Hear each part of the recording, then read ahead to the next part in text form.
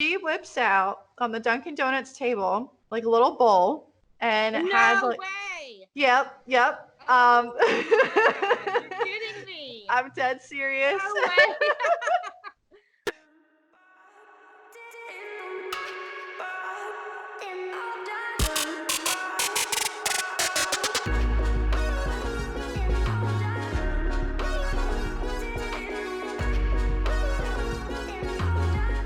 Hello everyone, welcome back to my channel. If you are new here, my name is Monica. I like to post anti-MLM and some life content.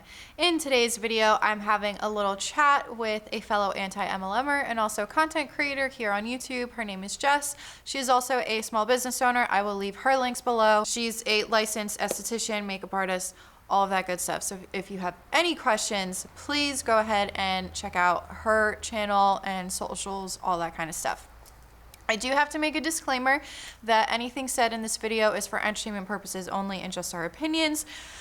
And I do have to say that because we will be discussing anti-MLM content along with specific companies and our experiences. So this is going to be part one. Part two is going to be on her channel. So I will leave a link to her video as well. Hey, editing Monica. And I did notice that because of where I was in the store, the highway noises are a little more dominant than usual. So I do want to apologize ahead of time that if you hear like some kind of 18-wheeler or something like that, I'm really sorry. I'm going to try to play around with the audio right now to kind of fix it a little bit, but I just wanted to give that disclaimer to anyone watching this video. So, all right, let's get back to it. And I guess let's just get into the video. Okay, my name is Jessica, and I've been a licensed esthetician since 2004. I do makeup, skincare, all kinds of stuff.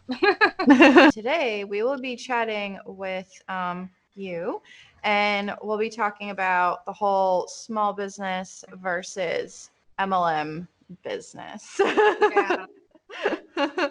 So I guess let's start off with, I know that Roden and Fields and all those other skincare and makeup, Mary Kay, Avon, all those, we could go on and on for hours on how many there are. How have those affected your business and your industry as a whole? Okay, so, there's so many people on social media that are promoting products, MLM products that they don't research. So there's no telling what's in these products. Like I said before, the FDA doesn't regulate them. So it's up to the consumer to do their own research. And illegally, at least in my state, it's illegal. And also my neighboring state where I'm licensed in, they have reps and they're doing makeup for weddings and shoots. They're doing it for compensation and they're using MLM products. And so of course they're doing it at a cheaper rate because I'm licensed. And that has really affected my industry as well as others in my industry in a negative way. I just cannot stress enough how important it is to get skincare, especially skincare advice from a licensed professional and not just, because they, realistically, they'll sign up anyone with a pulse, you just don't know. So it's just really, really important to research and make sure that you are getting skincare advice from a licensed professional. And another thing is like Roden and Fields, they say, oh, the doctors, they're dermatologists, but it doesn't mean they're good dermatologists, because there's things in those products that will blow people's minds if they really research what's in those products. So I guess because I've seen there's obviously been a shift in makeup and skincare and stuff because you got licensed in 2004. And also, I guess this kind of also plays into like the YouTube beauty gurus out there. I know that it takes, how long does it actually take to get certified in both to become an esthetician and makeup? Okay, so every state's different and it goes by hours. I went to school in the neighboring state and I believe it was either 650 or 750 hours, which equaled out to about 6 months. The state I'm in now is a little bit less time. I think it's about 4 months or so. Mm-hmm. But I mean, it just varies from state to state. Okay. So the reason why I ask that is because obviously the all the MLMs like the skincare and the makeup and everything, they don't have to be certified. They have those BS certifications from their company that say that they're certified through the company. So I guess just with all of, I guess, the rise of MLMs and social media, because I've noticed it too, that over the past, I want to say over the past few years, what is there? Yeah. So what do you have to look for when it comes to licensing and certifications in your industry? Okay, so certifications are basically useless. I can go to Office Max and get, some paper and print out a certification, and I can say I'm certified. Mm-hmm. And like my neighboring state, they used to have certifications for makeup artistry, but they cut that out. So there's only a couple of states that even recognize makeup certifications. So you have to make sure that they are actually licensed through the State Board of Cosmetology, because I go through the State Board of Cosmetology. So, and what's really cool is on one state board site, you can actually put in a license number to see if that person comes up. Our state doesn't have that, of course, but you know, um, just make sure and ask if they are a licensed esthetician or a cosmetologist before you book someone to do your makeup, because we learn so much about cross contamination, and I mean, you can spread hepatitis, herpes simplex. There's tons of things, that people can get, and unless they have the proper knowledge and the proper training, then you don't need to trust them. That's actually, it's good that you bring that up because I'm going to give you an example. When I joined Mary Kay, the way that I got suckered in was obviously through my upline, but it was funny because I was with my coworkers at the time and we were at Panera. We were there for lunch and she was walking around Panera handing out business cards and saying, "Oh, who wants a free facial?" Like going to each individual table. So, me thinking, because that was a time where I really could not afford to treat myself and be able to do that. Like, I couldn't even afford really good skincare at that point. Mm-hmm. So, in my mind, I was like, "Oh, free facial? Like, absolutely. This would be Yeah. so cool." And so then I see her business card and it says Mary Kay on it. And I was just like, oh no.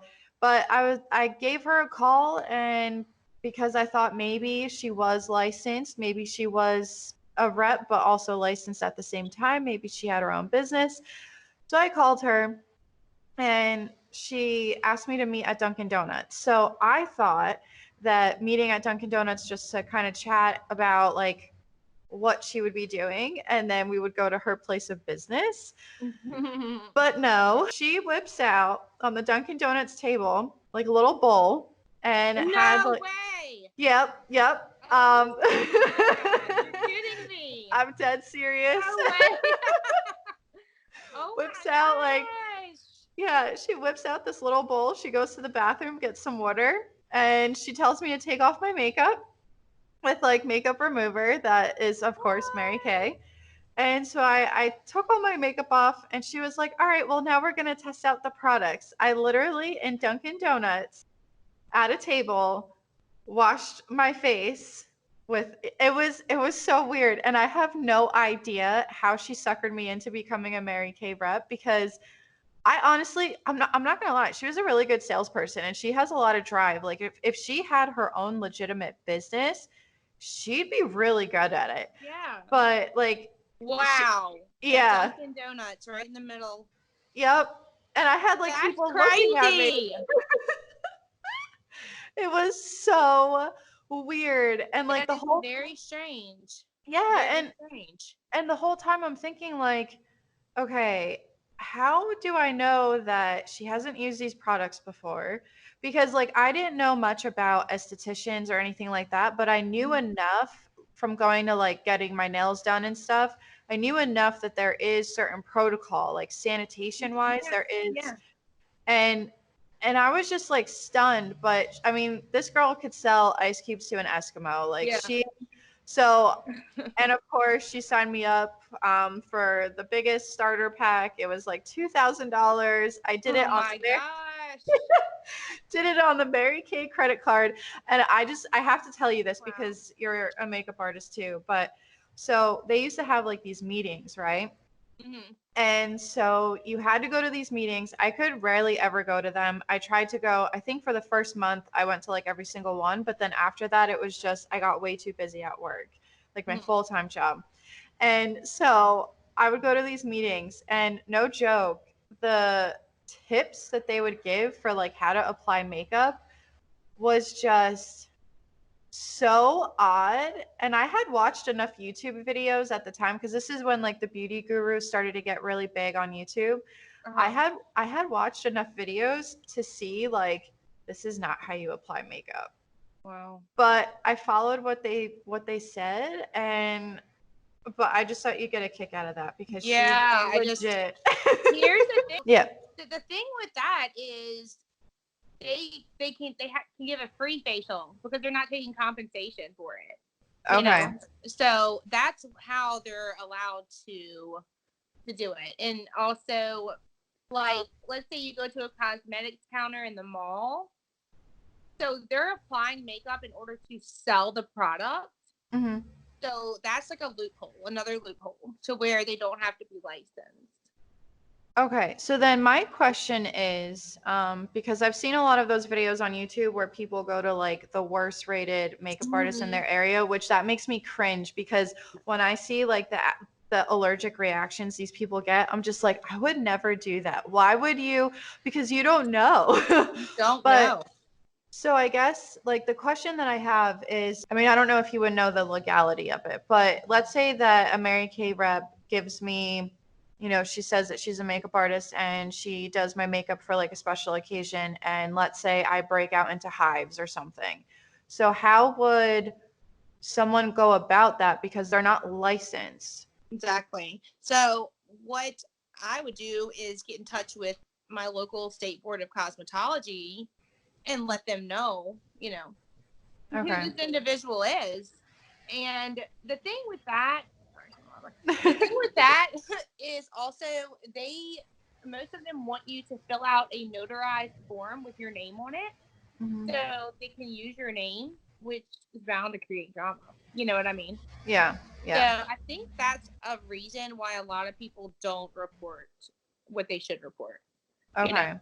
um, anytime you see somebody like dipping into mascara without a disposable mascara wand, run. You know, Mhm. using lipstick just without sanitizing it first. They should take the lipstick and like brush off. With a Mhm. with a brush. Just little things like that to look out for. But mainly ask for their license. Okay. Make sure they are licensed for sure. Yeah, because I feel like a lot of people don't know the actual protocol. Well, nowadays with, the rise of the internet, a lot of people are able to look into this stuff. But I mean, even if you just see with MLMs, like we were talking before we even got on this call, but like just looking at some of the income disclosure statements, I hadn't looked into the HempWorks income disclosure statement until just a little bit ago, and It's mind blowing. yeah, and I think, Mind blowing. and the thing is that with being part of two MLMs in the past, I think that maybe it's also because the anti-MLM community wasn't really a thing back then. Like there were people that I would see on Facebook saying, "Don't sell me your pyramid scheme products" or anything like that. Mm-hmm. But I never really, I guess That's like I why. yeah, and I never looked into it, and I never even thought to look for an income. I didn't even know what an income disclosure statement Yeah. was with MLMs. And I feel like that's why now with the rise of like the anti-MLM community, I think it's good for people because, we're out here educating people and letting them know you have to look for these things. And Yeah. that's why I hate when when MLM reps are like, you don't know what you're talking about. Do your research, girlfriend. We This have our research. Like that's the thing. And like we yeah. were talking about before we even started this is they always want to say it's our opinion, but it's not our opinion. This Yeah. is black and white truth. This is fact. Mhm. To the point of where, the FTC tells you, you know, don't join an MLM. Yeah. The risk is just so high.